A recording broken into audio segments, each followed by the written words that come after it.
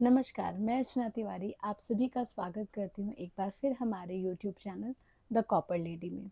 पिछले कई वीडियोस की तरह इस हफ्ते भी हम लेकर आने वाले हैं एक ऐसा टॉपिक जिसको लेकर लोगों के बीच में बहुत ज़्यादा कन्फ्यूजन, बहुत सारे सवाल होते हैं। आज हम कोशिश करेंगे उन्हीं सवालों के आंसर्स ढूंढ पाएँ और उन सभी चीज़ों को आसान भाषा में समझ पाएँ। तो चलिए शुरू करते हैं। क्या आपने सुना है कि दीक्षा लेना क्या होता है? क्या ये कोई धार्मिक रस्म है या वाकई भगवान से जुड़ने का एक सुंदर तरीका? अक्सर हम लोग अपने जीवन में ये सुनते हैं कि इस व्यक्ति ने दीक्षा ले ली और ये सब सुनने के बाद हमारे मन में कई सारे प्रश्न आते हैं। प्रश्न जैसे दीक्षा क्या है, इसका क्या अर्थ है, कौन दीक्षा दे सकता है, किसे दीक्षा लेनी चाहिए, दीक्षा लेने के बाद जीवन में क्या बदलाव आते हैं और आदि आदि। उम्मीद करते हैं कि ये वीडियो आपके लिए हेल्पफुल हो और आपके प्रश्नों के समाधान लेकर आए।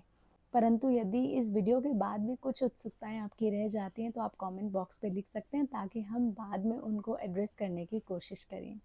आइए वीडियो शुरू करते हैं। सबसे पहले जानते हैं कि दीक्षा का अर्थ क्या है। दीक्षा संस्कृत शब्द के दी यानी कि देना और क्षा मतलब क्षय करना से लिया गया है। इसका अर्थ होता है अज्ञान और पाप का क्षय और दिव्य ज्ञान की प्राप्ति होना। जब कोई व्यक्ति अपने गुरु से दीक्षा लेता है तो गुरु केवल उसे मंत्र नहीं देते बल्कि वह देते हैं नई सोच, नई दिशा और भगवान से जुड़ने का मार्ग।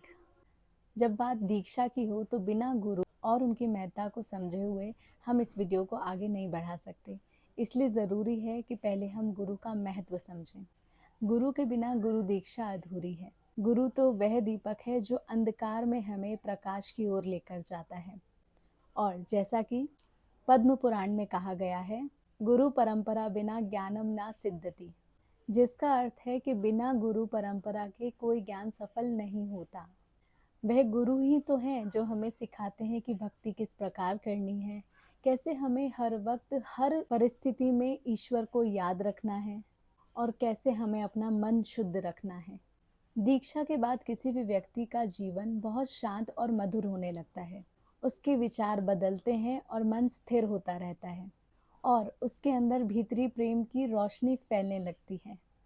अक्सर ये सवाल सामने आता है कि दीक्षा कौन ले सकता है, क्या केवल सन्यासी? तो नहीं, दीक्षा कोई भी ले सकता है जिसे भगवान को पाने की इच्छा हो, चाहे फिर वह कोई गृहस्थ हो, कोई विद्यार्थी हो, कोई सन्यासी हो या फिर किसी भी उम्र या लिंग से जुड़ा हुआ हो। और ये तो हमारे वेदों में भी कहा गया है, ग्रस्तो अपि दीक्षा लभेत, जिसका अर्थ है एक ग्रस्त भी दीक्षा लेकर आध्यात्मिक प्रगति पर चल सकता है। जब आप दीक्षा लेते हैं तो आपका मन स्थिर, शांत होना शुरू होता है। आपके जीवन में संतोष होना शुरू हो जाता है। आप प्रत्येक चीज़ में भगवान को याद करना शुरू करते हैं और आप भगवान की प्रेम और भक्ति की ओर बढ़ते चले जाते हैं। तो अब हम ये कह सकते हैं कि दीक्षा कोई धार्मिक रस्म नहीं है, बल्कि ये आत्मा से परमात्मा के मिलन की पहली कड़ी है। और जब हम प्रेम और श्रद्धा पूर्वक दीक्षा लेते हैं तो भगवान भी हमें सामने से कहते हैं कि अब ये आत्मा मेरी है। तो अब आप लोग बताइए, क्या आपने दीक्षा ले रखी है या फिर लेने का सोच रहे हैं या फिर अपने आसपास किसी को देखा है जो दीक्षित हो? कमेंट ज़रूर कीजिएगा। मिलते हैं अगले वीडियो में एक नए टॉपिक के साथ, आपके बहुत सारे प्रश्नों का समाधान करते हुए। तब तक के लिए जय जय श्री राधे।